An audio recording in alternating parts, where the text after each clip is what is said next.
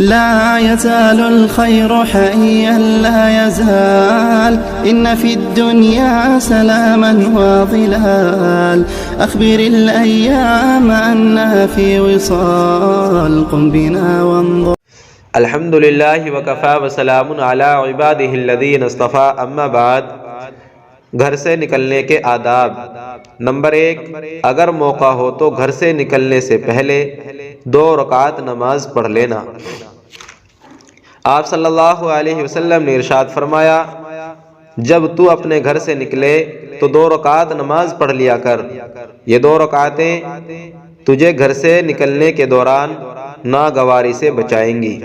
Number 2، گھر سے نکلتے وقت یہ دعا پڑھنا: بسم اللہ توکلت علی اللہ انا نعوذ بک من ان نزل او نضل او نظلم او نظلم او نجہل او یجہل علینا. حضرت ام سلمہ رضی اللہ تعالیٰ عنہ فرماتی ہیں، آپ صلی اللہ علیہ وسلم جب گھر سے باہر نکلتے تو یہ دعا پڑھتے: بسم اللہ توکلت علی اللہ انا نعوذ بک من ان نزل او نضل او نظلم او نظلم او نجہل او یجہل علینا. ترجمہ: اللہ کے نام سے شروع کرتا ہوں، اللہ ہی پر بھروسہ کرتا ہوں. اے اللہ، اس بات سے کہ ہم پھسل جائیں یا گمراہ ہو جائیں یا ہم پر ظلم کریں یا ہم پر ظلم کیا جائے یا ہم نادانی کریں یا ہم پر نادانی کی جائے، ہم تیری پناہ مانگتے ہیں. ترمذی شریف، ابواب الدعوات.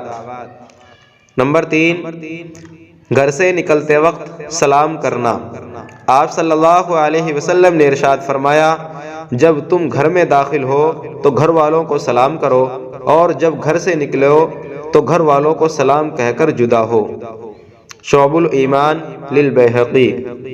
نمبر 4، گھر سے نکل کر آسمان کی طرف دیکھتے ہوئے یہ دعا پڑھنا: اللہم انی اعوذ بک ان اضل او اضل او ازل او ازل او اظلم او اظلم او اجہل او یجہل علیہ.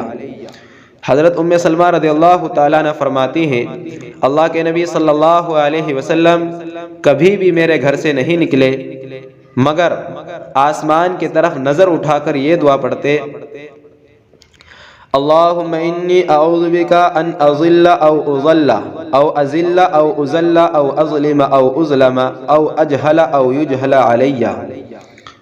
ترجمہ: اے اللہ، میں اس بات سے کہ میں گمراہ ہوں یا گمراہ کیا جاؤں، یا میں پھسلوں یا پھسلایا جاؤں، یا میں ظلم کروں یا مجھ پر ظلم کیا جائے، یا میں نادانی کروں یا مجھ پر نادانی کی جائے، تیری پناہ چاہتا ہوں.